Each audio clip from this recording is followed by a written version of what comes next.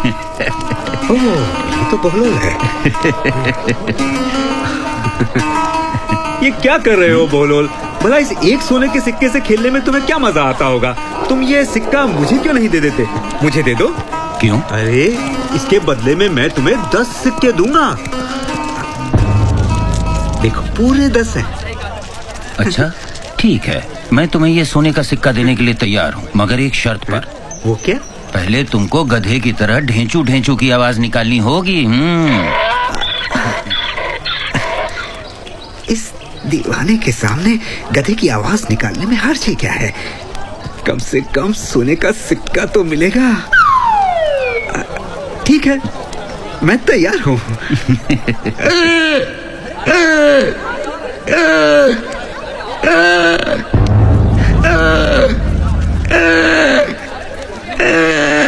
तुम तो वाकई में गधे हो। क्या मुझे भी अपनी तरह समझ रखा है, जो मैं अपना सोने का सिक्का देकर तुमसे ये पीतल के सिक्के ले लूं? भाई मैं दीवाना हूँ, गधा नहीं। क्या देख रहे हो तुम लोग? चलो अपने अपने काम पे।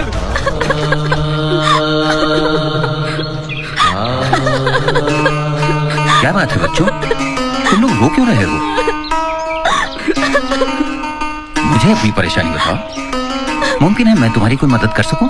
हमारे साथ बहुत बड़ा धोखा हुआ है। किसने किया ये धोखा? काजी मामुद्दीन ने। आओ मेरे साथ।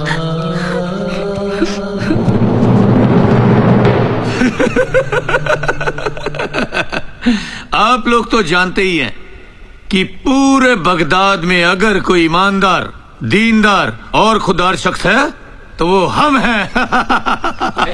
ऐ इब्लीस की बस्ती में बैठने वालों, क्या तुम्हें रोज़े आखिरत अल्लाह और उसके रसूल को मुंह नहीं दिखाना है, जो इस काजी की हाँ में हाँ मिला रहे हो? काजी इमामुद्दीन पूरे बगदाद में सबसे बड़ा बेईमान, मक्कार और शैतान शख्स गर है तो वो तुम हो, समझे?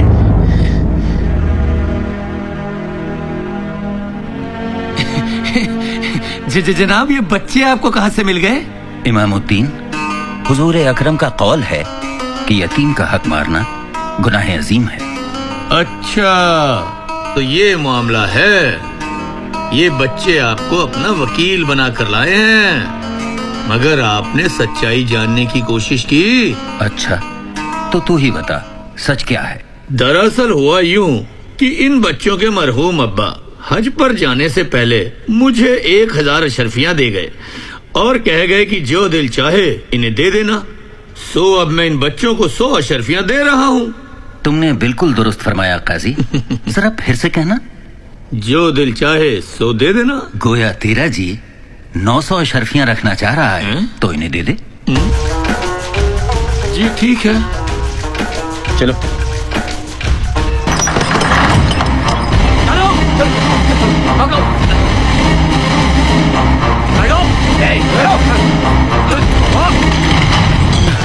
छोड़ो इसे, क्यों मार रहे हो?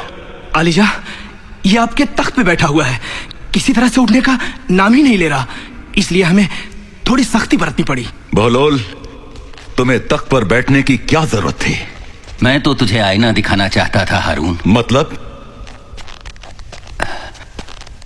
मतलब ये कि मैं चंद लम्हे तेरे इस तख्त पे बैठा तो मुझे इतनी मार पड़ी, और तू न जाने कब से इस मसनदे शाही पे बैठा है। क्या तुझे अपने अंजाम की परवाह नहीं हारून? हारून, अगर तू किसी जंगल में भटक जाए और प्यास से तेरा दम निकल रहा हो तो क्या पानी की एक घूंट की एवज में तू अपनी आधी सल्तनत दे सकता है? बेशक। पानी से प्यास तो बुझ जाएगी, लेकिन अगर तुझे पेशाब रुकने की बीमारी हो और तेरी जान पे बनाए तो क्या उसके इलाज के एवज में तू बाकी आधी सल्तनत भी दे देगा हारून? बची हुई आधी सल्तनत भी। फिर तुझे किस बात का गुमान है? तेरी बादशाहत की कीमत पानी के 2 घूंट से ज्यादा नहीं है हारून। बहलोल, तुम जा सकते हो। ऐ खलीफा वक्त, मौला अली का कौल है कि सल्तनत की मोहब्बत अल्लाह की मोहब्बत से बहुत दूर कर देती है। खुदा हाफिज।